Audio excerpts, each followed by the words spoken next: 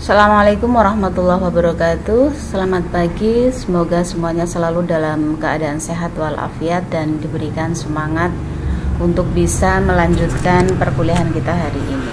Dan untuk hari ini kita akan membicarakan tentang ukuran dispersi yang ada di dalam statistik, sehingga setidaknya ada agendanya ini ada 4. Yang pertama berkaitan dengan rentang, kemudian yang kedua rentang antar kuartil atau RAK, kemudian ada simpangan kuartil SK, dan ada rata-rata simpangan RS atau SR, seperti itu. Nah, sedikit pengantar bahwa kenapa kita harus membicarakan dispersi dan apa itu dispersi.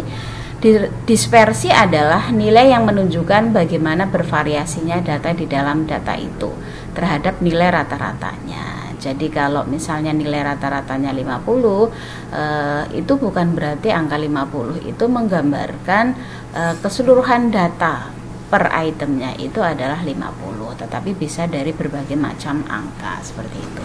Sehingga kalau kita berbicara di sini dalam konteks dispersi, semakin besar nilai variasi, maka akan semakin bervariasi pula data tersebut ya. Ini maksudnya dispersi ini. Nah, penting bagi kita untuk bisa melakukan penghitungan dispersi karena ini nanti akan memberikan manfaat ya, setidaknya kepada kita atau orang yang melakukan penelitian, misalnya bisa menentukan kira-kira nilai rata-ratanya itu merepresentasikan atas keseluruhan data atau tidak. Yang tadi angka 50 itu apakah datanya itu 50 atau angka 50 itu berasal dari data ada 25, 50, ada 60, 30 dan seterusnya. Seperti itu. Nah, yang kedua ini untuk mengadakan perbandingan terhadap variabilitas data. Jadi sekaligus dengan kita tahu dispersi, kita juga akan mengetahui kalau ada berbagai macam data, maka variabilitasnya itu seperti apa, itu bisa dikomparasikan. Nah, yang berikutnya adalah jenis dispersi ya. Jenis dispersi ini ada dispersi absolut dan ada dispersi relatif. Kalau dispersi absolut ini berarti yang mutlak ya. Ini ada rentang, ada kuartil, desil, persentil. Kuartil, desil, persentil ini yang sudah kita bicarakan kemarin. Nah, kemudian ada simpangan rata-rata, ada variansi, standar deviasi, sama simpangan kuartil. Tapi hari ini kita hanya akan membahas ring, kemudian simpangan rata-rata sama simpangan kuartil ya, seperti itu. Dan dispersi yang kedua adalah jenisnya dispersi relatif. Ini isiannya berkaitan dengan koefisien korelasi. Tidak dibahas dalam kesempatan kali ini. Baik, kita akan masuk kepada pembahasan yang pertama tentang rentang ya. Apa itu rentang? Rentang adalah selisih antara nilai terbesar dan nilai terkecil ya dari data yang memang sudah disusun oleh kita secara berurutan. Jadi karena ini hanya sekedar mencari tahu nilai tertinggi ya, dikurangi nilai maksimal. Jadi ini ibaratnya garis ini menunjukkan garis data yang sudah berurutan, dimulai dari nilai yang terendah melaju seterusnya sampai berhenti di nilai maksimal. Maka ketika kita akan mencari ring atau R ya, berarti nilai maksimal ini dikurangi nilai minimal ya. Sehingga rentang ini atau ring ini dikategorikan sebagai dispersi yang paling sederhana. Ini ring. Kita bisa lihat contohnya ya. Misalnya ini ada data tentang berat badan 5 orang dewasa. Ini diperoleh ada 40, 52, 56, 62, 69. Kebetulan ini datanya sudah berurut. Nah, maka kalau kita masukkan di deskripsi dalam bentuk garis ya, maka yang nilai 40 ini adalah, atau berat badan 40 ini adalah posisinya yang terbawah atau terkecil. Sedangkan 69 itu adalah berat badan yang tertinggi. Maka kalau dicari ringnya berarti nilai maksimal dikurangi nilai minimal, berarti 69 dikurangi 40 sama dengan 29 kilo. Ini artinya rentang antara 5 orang ini 29 kilo. Baik, dilanjutkan yang berikutnya. Berarti agenda yang kedua adalah rentang antar kuartil atau RAK. Apa itu RKA? RAK adalah selisih antar kuartil ketiga dengan kuartil pertama, ya. Ingat kemarin kita sudah membicarakan tentang kuartil, ada kuartil 1, kuartil 2 dan seterusnya. Nah, yang kita gunakan untuk melakukan penghitungan RAK adalah kuartil ketiga dikurangi kuartil 1 atau Q3 dikurangi Q1. Berarti di sini posisinya ya hanya kita tidak otomatis memasukkan K1 itu sebagai nilai sebagaimana untuk ring seperti tadi, tapi harus dicari dulu kuartilnya. Ini berarti gambarannya masih sama ya. K3 dikurangi K1 atau Q3 dikurangi Q1, tetapi harus dicari dulu nilai dari K3 dan K1-nya.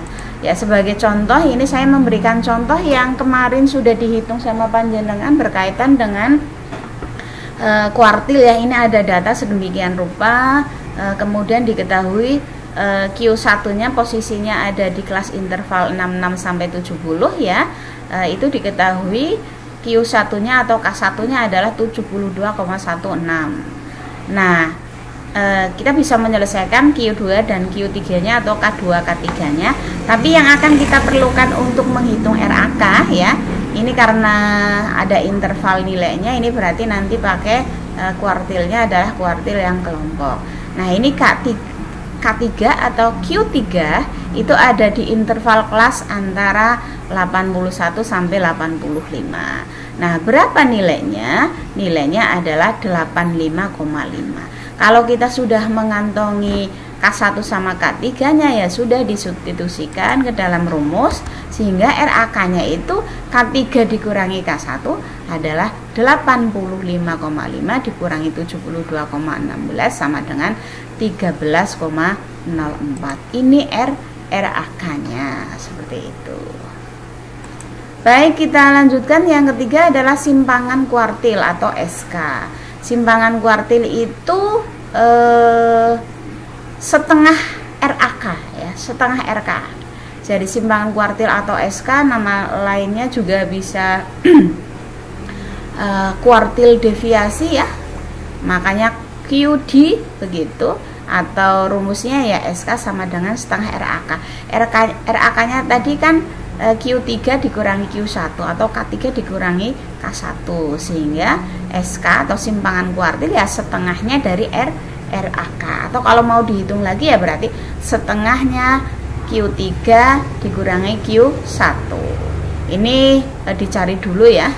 Cuma kalau tadi garapnya itu berurut ya, kalau sudah memperoleh RAK ya sudah tinggal di substitusikan ke dalam rumus. Misalnya ini ya, karena tadi sudah diketahui K1-nya sekian-sekian, sehingga SK-nya adalah setengah Q3 dikurangi K1, sehingga setengah kali 13,04 sama dengan 6,52. Atau kalau setengah kali RAK ya, RAK-nya ini sama saja ya, setengah kali 13,04 sama saja. Ini juga hasilnya nanti 6,52. Ini simpangan kuartil. Dan yang terakhir ini adalah rata-rata simpangan. Nah, kalau rata-rata simpangan ini nama lainnya kan mean deviasi atau deviasi rata-rata. Ini adalah jumlah nilai mutlak dari selisih semua nilai ya. Jumlah nilai mutlak ya, karena nanti ada nilai yang dimutlakkan terlebih dahulu ya secara keseluruhan, baru kemudian dibagi dengan banyaknya data atau banyaknya N. Kita bisa lihat ada data tunggal, rumusnya berbeda, dengan data kelompok juga berbeda. Sebenarnya perbedaannya di sini berarti harus menghitung frekuensinya ya, karena data kelompok. Nah, ini yang data tunggal SR sama dengan sigma X ya. Dan seterusnya kita lihat untuk data tunggal ya. Ini data tunggal 7, 5 dan seterusnya, ini sendiri-sendiri. Nah, ini kan dicari apa istilahnya, dicari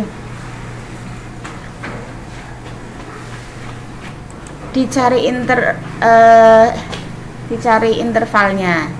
Nah, kemudian dimutlakan. Kalau dimutlakan maka tanda positif negatif ini dimutlakan menjadi positif semua sehingga ketemu jumlahnya adalah sekian. Kemudian kita substitusikan, berarti jumlah ini dibagi jumlah n-nya berapa? 1, 2, 3, 4, 5, 6. Jumlahnya ada 6 kasus, number of case ya. Berarti ini dibagi 6 sama dengan 1,66 sekian. Ini yang disebut dengan SR. Demikian, terima kasih. Segala hilah mohon dimaafkan. Semoga berkah. Assalamualaikum warahmatullahi wabarakatuh.